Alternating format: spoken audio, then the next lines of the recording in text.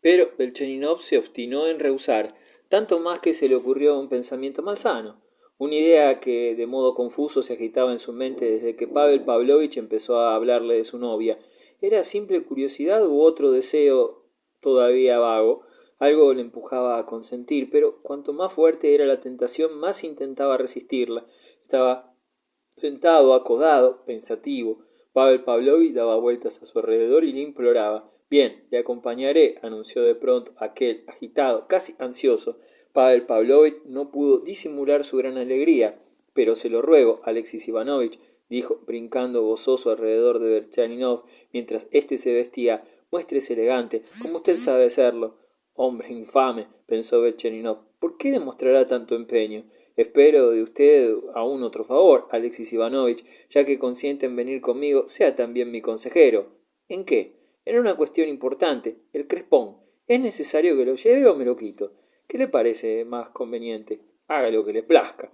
No, quiero su decisión. ¿Cómo actuaría usted de llevar un crespón en el sombrero? Mi opinión es conservarlo, pero esto prueba la constancia de mis sentimientos y no deja de ser una buena recomendación. Es mejor que se lo quite.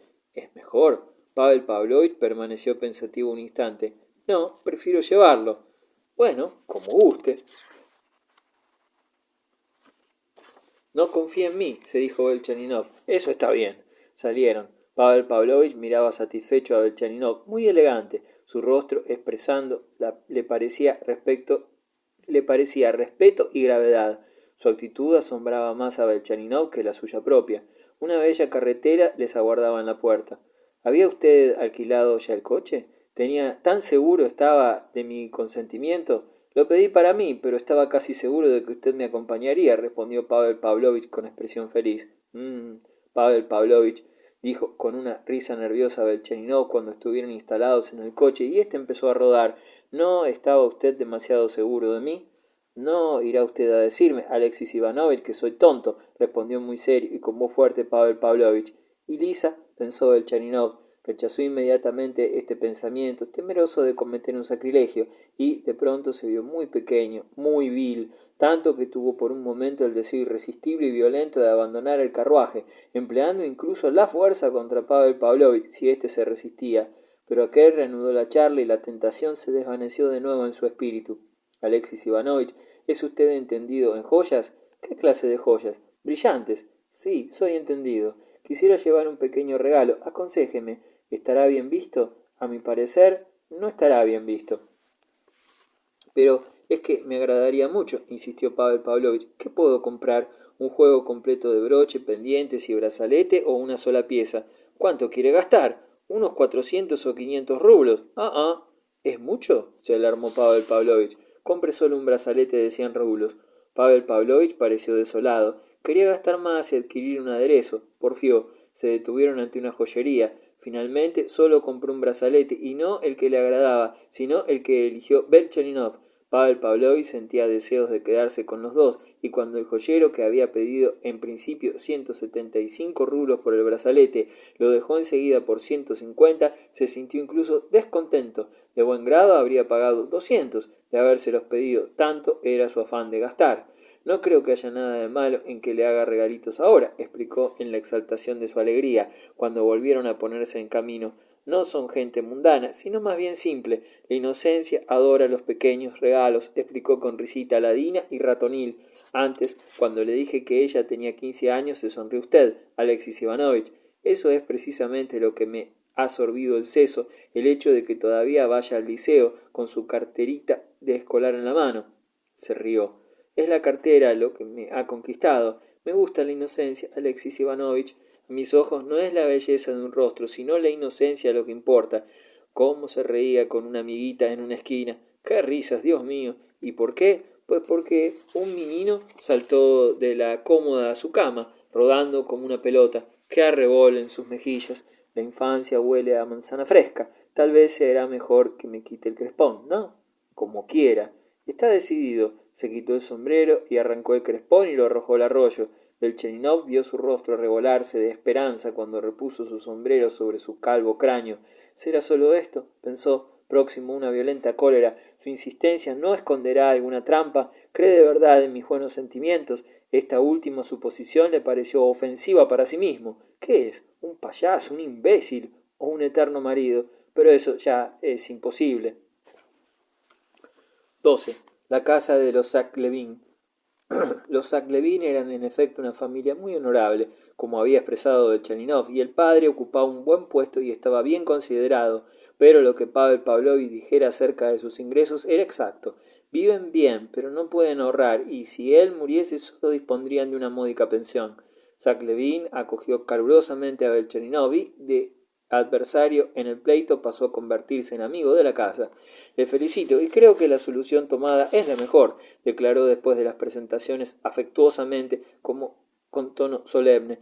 Yo mismo insistí para llegar a un entendimiento cordial, y he de reconocer que Pedro Karlovich, era el abogado de Belchaninov, es muy entendido en estos menesteres. No puede quejarse. Le tocarán a usted 60.000 rublos, sin más trámites, sin moratorias. Piense que de no llegar a ese arreglo el asunto hubiera podido demorarse por 3 años.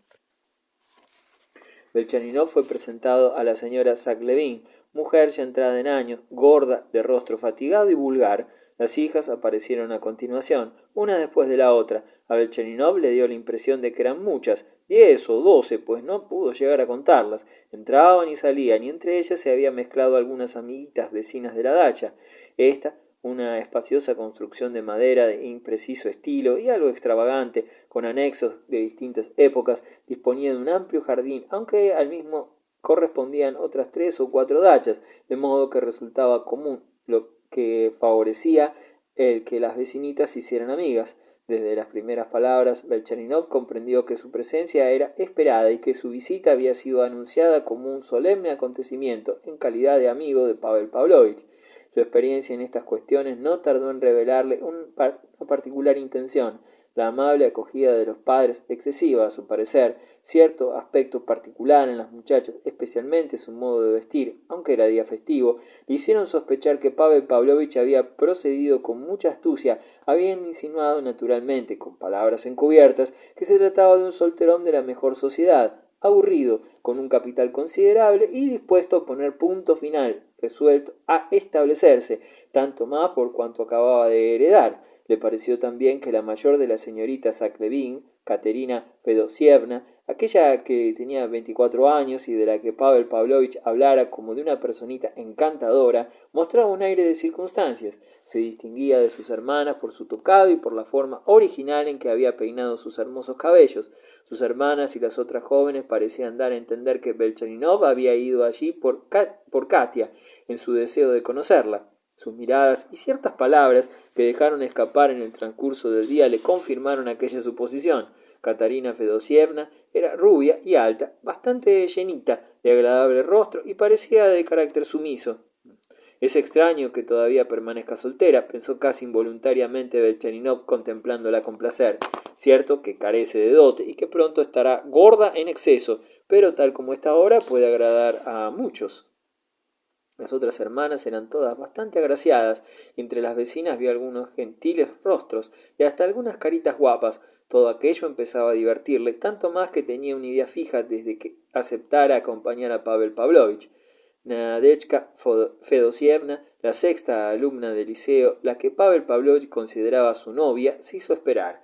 Belchaninov la aguardaba con impaciencia, cosa que le admiró, burlándose para sus adentros.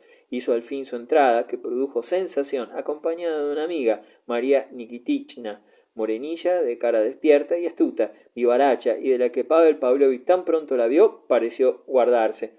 María Nikitichna era una joven de 23 años, alegre e inteligente, que ejercía de institutriz en una familia vecina, amiga de los Sack-Levin, quienes, concediéndola de antiguo, la trataban como si fuese de la familia.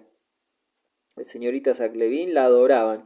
Era visible que sobre todo Nadia no podía pasarse sin ella en aquel momento. Desde el primer instante, Belchaninov diose cuenta de que las jóvenes estaban en contra de Pavel Pavlovich, incluso las vecinas, y apenas un minuto después de aparecer Nadia, comprendió que ella le detestaba. Notó igualmente que Pavel Pavlovich parecía no darse cuenta, o al menos no quería admitirlo.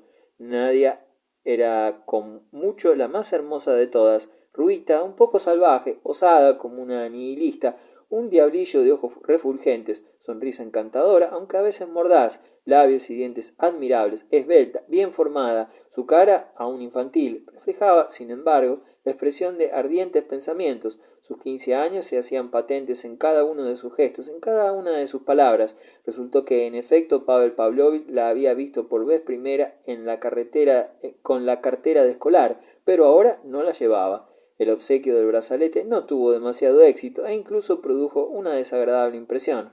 Tan pronto Pavel Pavlovich vio a su novia, se le acercó sonriendo, ofreció su presente con el pretexto de el inmenso placer que había experimentado la última vez al haber oído cantar a Nadezhda Fedosievna, acompañándose al piano, una linda romanza. Se aturulló, no pudo acabar la frase y desconcertado se esforzó por entregar a nadie el estuche, que, no queriéndolo tomar, roja de vergüenza y de ira, intentaba retirar las manos. Finalmente, ante la insistencia de Pavel Pavlovich, se giró con insolencia hacia su madre, que parecía preocupada, y gritó en voz alta: «No quiero tomarlo, mamá».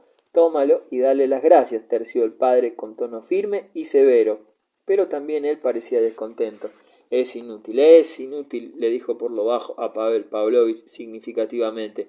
Viéndose obligada, Nadia tomó el estuche y con los ojos bajos hizo una reverencia de escolar, agachándose con brusquedad e incorporándose enseguida, como movida por un resorte. Una de las hermanas se le aproximó para ver de qué se trataba y Nadia le entregó el estuche cerrado, indicando con ello que no quería verlo. Su hermana extrajo del estuche el brazalete que pasó de mano en mano. Todas lo examinaron en silencio y algunas hasta con una sonrisa burlona. Solo la madre declaró con voz débil que el brazalete era muy lindo. Pavel Pavlovich hubiera querido que la tierra se abriese bajo sus pies. Belchaninov salvó la situación. Empezó a hablar alto y seguido de lo primero que se le ocurrió. No habían transcurrido ni 5 minutos cuando ya se había atraído la atención de todos los presentes.